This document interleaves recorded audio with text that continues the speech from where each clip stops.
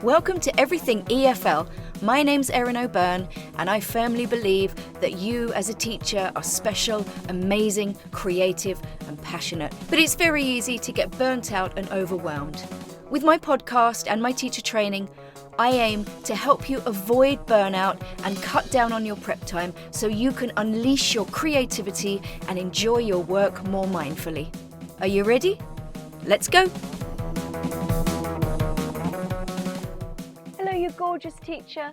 If you're one of my lovely regular listeners, welcome back. If you are brand new to Everything EFL podcast, you are most welcome and I hope you stick around. This is the last episode of the year and I've saved maybe the best till last, I'm not sure, but I think it's probably one of the most beneficial ones. And it can benefit both yourself and your students.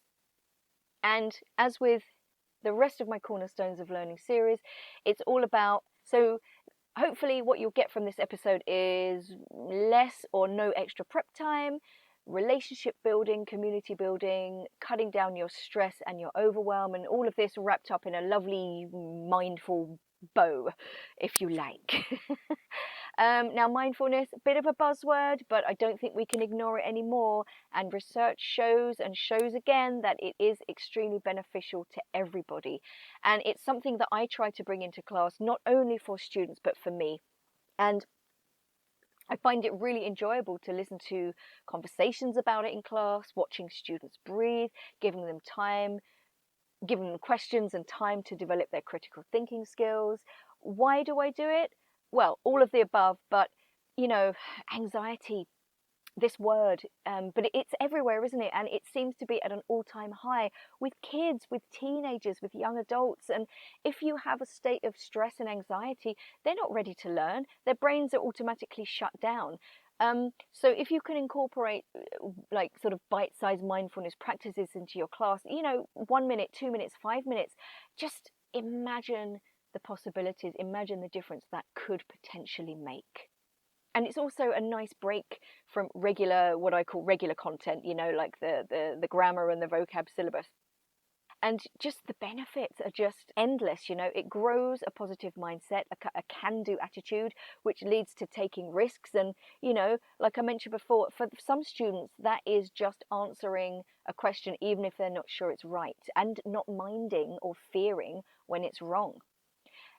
It means that students won't be afraid to show their vulnerable side. You know, oops, I'm wrong, or sharing a story with their partner about something, sharing something personal, you know, laughing and joking.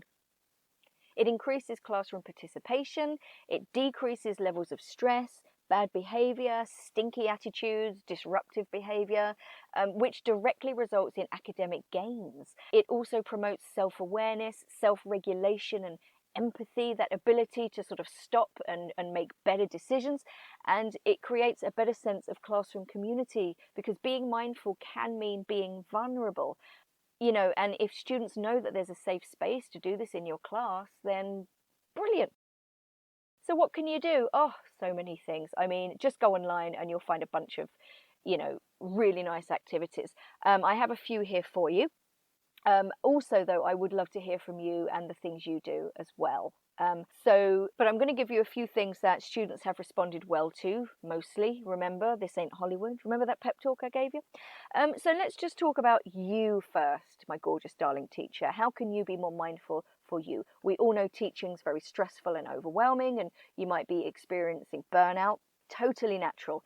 But my advice would be, firstly, lean on your colleagues, share your feelings, ask for help. I did a course last year with some teachers who came over from Europe, and our first session was just talking about sort of issues that teachers have. And one teacher just had this revelation: I'm not alone. And I was thinking to myself, but she works with other teachers in a staff room, but she felt alone. So clearly, maybe the culture wasn't there for sharing, but you know, if it isn't, maybe that's something that you can think about creating yourself, or buddy up with at least one colleague to support each other, share your feelings and ask for help. The next one is take a deep breath when you feel overwhelmed or stressed or starting to react in class. You know, that student who is really getting to you, they're saying something to wind you up, they're pushing your buttons. Take a deep breath, and this sends that message to your brain just to calm down and relax, and you gain control again. I was at a lovely conference a couple of weeks ago called Languages Connect, and it was for modern foreign language teachers in Ireland. And they had a guest speaker at the end called Dermot Whelan. He's a stand-up comedian and presenter, I believe. And he went over 3 really simple techniques for breathing. And I want to share them with you because it was such a brilliant talk. And we did all the techniques in the auditorium with him, with a little bit of sort of you know, that kind of hippy dippy meditation music, which is actually really lovely. But I'm just going to tell you the 3 techniques now. But I will say as well, he gave like a really sort of like practical, useful pointer that I think we can all relate to. If we've ever tried any form of meditation, it's very easy to get distracted. It's hard to stay focused. And he said, that's okay. Just bring yourself back. And if you find yourself getting distracted, try and bring yourself back again. So it's nice to know that I'm not the only one and you're not the only one who finds that super difficult. And this isn't about meditating for an hour. This is 3-5 minutes max. And he basically said, you know, you can do this anytime, but what he does is he sets his alarm 3 minutes early. He wakes up, he does what he has to do in the bathroom, and then he does one of these breathing techniques. So number 1, put your hand on your belly and imagine your belly is a balloon, and breathe through your nose. And imagine, visualize that balloon inflating as you breathe in, and use a light, slow, low breath. And then exhale, breathe out, and then just keep doing that up and down, up and down. And again, if your focus is wandering, focus on your hand, focus on the feeling of your hand rising and falling with your belly. Simple. Number 2, it's kind of noticing or scanning, I think I've heard before as well. So it's about noticing the parts of your body as you're breathing. So start by noticing your hands, where they are on your body. Can you feel or touch anything? And then, and think about the temperature as well. And then do the same thing with your feet. Can you feel something? Are you wearing socks? Can you feel them? Can you feel the floor? What's the temperature like? Are your feet touching anything? And then start relaxing your shoulders and neck and your face. Like, you'd be amazed how much tension you actually hold, like sort of around your cheek. And then again, 2 to 3 minutes, just focus on your breath. And if you start getting a little bit distracted, maybe focus on your hands and feet again. And the last technique is called box breathing. And I actually did this during lockdown because the day before I started online teaching, which was stressful enough anyway, because I'd never really done it before, my dad got very seriously ill and he had to go into hospital for heart surgery, and my anxiety levels just went through the roof. So I started doing this every day before I started my class, and I'm telling you, it worked wonders. So it's called box breathing because you are going to draw an invisible box in front of you. You can use your fingers to trace that invisible line, or you can just visualize it. And the idea is that it's 16 seconds. So it's 4 seconds for each side of the box. So imagine drawing a horizontal line. This is the top of your box. You breathe in for 4. And then you bring your finger down for the side of the box. You hold your breath for 4. And then you draw another line, which is the bottom of the box. You breathe in for 4. And then you draw the line up to close the box. You hold your breath for 4. So it's breathe in for 4, hold for 4, breathe out 4, hold for 4. And then you just sort of continue doing that for a few minutes. And it's so good for just calming your breath and getting in control of everything. You can use these in class too. I mean, you want to talk about an effective method for behavior, for focus, for discipline. Breathing is it. All the research shows that breathing can reduce behavioral issues and help with focus. It is absolutely amazing. And again, a couple of minutes a day and you get all those results. If students know how to breathe, like I said, they can control their reactions, make better decisions. Most bad decisions are based on emotion, aren't they? So think about those hyper students. And if you have younger students as well, I think this is really good. I got this from a YouTube video that I'm going to put in the show notes. I'm going to put the link in the show notes because it's so good. But if you're going to do this with younger kids, use the language that they will respond to, okay?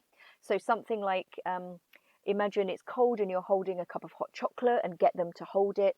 Blow on the cup of hot chocolate and then breathe in and blow it again. Or imagine you're smelling a beautiful flower. As long as the concept speaks to them, and again, you know your students best, think about what will work for your class.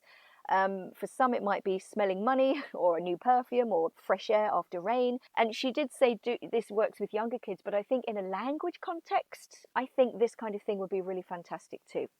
So imagine breathing at the beginning of a lesson, and that slows down that stress response, and you're going to get a smoother lesson. No prep needed. So yes, breathing is amazing. There are some other things you can do as well. And here are about 6 more suggestions for you. So number 1, use mindful cards. Now, I found mine in a stationery shop, but if you go to Amazon or something like that and just type in mindfulness cards, you'll basically get a pack of cards with some kind of quote on them or a little message. So I usually fan them out, and I get one of my students to pull one out of the pack, read it aloud. I put it on the board, and I might write a couple of questions around it, and they discuss it. So one of them this week was just simply inhale, exhale. So the questions I wrote was, what are the benefits of breathing? Why do so many people use this method? How can it improve your mental health? Okay, now obviously, judging on the age and maturity of your class, this may or may not work, but like I always say, you know your students best. Figure out, if you can, how to use these. Number 2, go and listen to episode 96 of Everything EFL podcast. Go to your happy place. I've had great feedback about this, and it was an activity that was actually inspired by Phoebe from Friends. When Monica had broken up with her boyfriend, she wanted Monica to kind of relax and de-stress, so she had her lying on her bed, and she said, okay, close your eyes, go to your happy place, visualize it, and it's a visualization kind of exercise, but with lots of little follow-up activities as well. So go and listen to that. Tell me what you think. Which segues very nicely into number 3, episode 41, one of my very early episodes, bringing mindfulness into the classroom. I had a conversation with a really lovely lady called Laia Del Barrio, and she gives a few really nice little mindfulness activities that you can do. So go and listen to that and give it a try. Number 4, laughter. Being in the moment with joy and laughter. And you can do this in so many ways. Memes, crack a joke, any way you can make yourself or your students laugh. And often I find the more I let loose and be myself, the easier it is to crack jokes and build relationships with your students. Just let your natural sense of humour shine through, and students will love you for it. And you can just have so many lovely little moments in class with them. And if you're laughing and you're all sharing laughter, joy, a joke, that's very mindful in itself, because everybody is in the present and sharing that present moment together. Number 5, you could have either conversations, or you could just have these little singular moments where students talk to themselves or write something down. And it could be questions like, I've got a list here. So for example, what are you grateful for today? What makes you happy or brings you joy? Think about a song or talk about a song that makes you feel good. Think about or talk about a time when a friend really helped you or comforted you. Think of somebody you love. Say something kind to them. Or say something kind to yourself. Think of somebody who's struggling. What would you say to them? What kind thing would you say to them? And again, you know your students. I feel like I've said this a million times. You know your students best. What questions would they respond to? And how would you go about it? Would you have a little partner chat? Would you have a group chat? Would you get them to write it? Would you give them the choice? But being in that moment and thinking about something positive is great for community building as well. This builds trust. And number 6, reflect. So, you know, if you think about the previous episode, there's a lot of stuff there. There's more detail about reflection here, so I'm just going to be very, very brief. But basically, you know, if you're asking students to, and the focus here is sharing their feelings, okay? What do they want to share, or what can they share? So it's about giving students a voice. Can they tell you how they feel? Reflection is part of that. Again, thinking about the sticky notes activity, or doing just a little check-in at the start of a lesson. There's these really great, I wouldn't call them memes. If you go to Google Images and put on a scale of how are you feeling, loads of different pictures come up. So you might get a picture of 12 different sheep or 12 different scenes from Harry Potter, and it's like, on a scale of Harry Potter, how are you feeling? Or on a scale of dog, how are you feeling? And they have to choose the picture that represents the way they're feeling now. And it's really humorous as well. Even if students are in a really foul mood, at least you know what you're dealing with when you walk into the classroom, and it might give you a chance to diffuse the situation, or at least, you know something's coming. You can be prepared for it, and you can be ready to take a breath when you need to. Or you could make students aware that you are aware, and it's okay to have negative feelings. It's just how students choose to react to it, and how you choose to react to their reaction. And, be honest with your students about yourself. If you're not feeling great or you're tired, tell them. Get them on side, by showing a bit of vulnerability. You are human too. And tell them how you feel and what you're going to do about it. So, I'm not feeling very focused today, or I'm a bit tired. I'm going to have a couple of breaths. Do you want to join me? So again, like last week with reflection, the key is to take the first small step and then stay consistent. What do you think is the best time of lesson, or the best day for this kind of thing? What's going to set your students up, or leave them walking on air, or with a smile on their face, or just deep in thought and reflection and stuff like that? So challenge, guys. I want you to start with yourself. I want you to choose one of those 3 breathing techniques that we talked about and try it. Try and do it for a couple of minutes every day. I know it's easy to forget. You could try setting your alarm, let's say 2 minutes earlier, and just trying it, or maybe in the break time, or maybe just before you start your first class. Again, choose a time that works for you.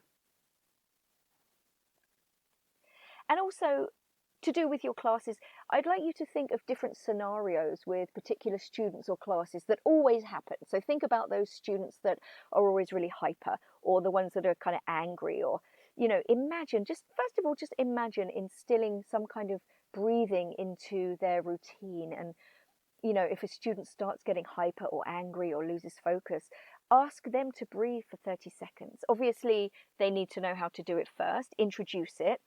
And then maybe when something does happen, you can say to the student, okay, it's grand, breathe for 30 seconds, I'll come back to you, okay? And then maybe go, how do you feel now?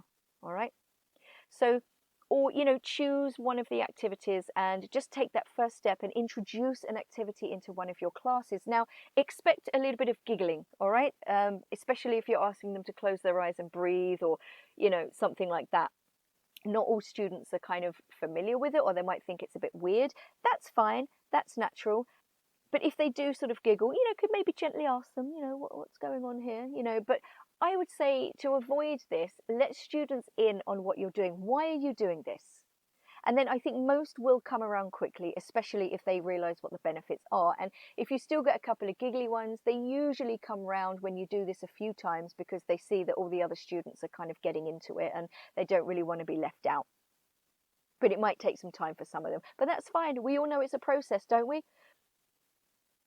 But basically, if something's not working in your class, or there's a specific behaviour that's just, you're trying different things but nothing's happening, nothing's going to change if you don't take a risk. And, mindfulness, it's not a woo-woo concept anymore. It's been proven to work, and there's no prep involved. It's just a change of mindset on your part, and a willingness to try a few new things, and of course, be consistent. So take that small step. Ask yourself, what will your students respond to? How long do you need in class? And what's the best time to do it?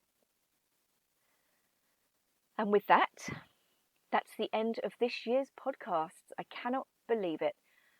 As per usual, spread the word, guys. Subscribe to this podcast if you haven't already. Subscribe to my newsletter, Breathe Easy Teacher. Links in the show notes. Follow me on social media. Share my social media posts. Talk me up in your staff room and tell your colleagues about me. And I just want to say thank you. Thank you for every single person who's taken the time out of their busy day and their busy lives to listen to me this year. I have, at the time of recording, I have reached over 20,000 downloads, and I seriously, just even saying that makes me want to cry. I cannot believe that so many people have listened. So I think I'm doing something right. I'd love to know what you guys think. I hear from some of you, and the feedback's always really nice and sweet and lovely and positive. I want to hear from more of you as well. I want to support you and keep in contact with you and figure out what you need from me so that I can develop products and services in the future to solve your problems and to help you become better teachers. So that's it for this year. I am signing off, and I'm going to make myself a nice mulled wine, I think, because it's flipping freezing and I deserve it. So if you celebrate Christmas, Merry Christmas.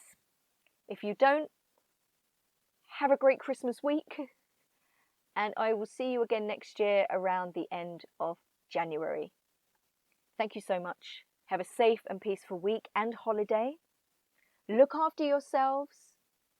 Spoil yourselves as well. Buy yourself a little treat.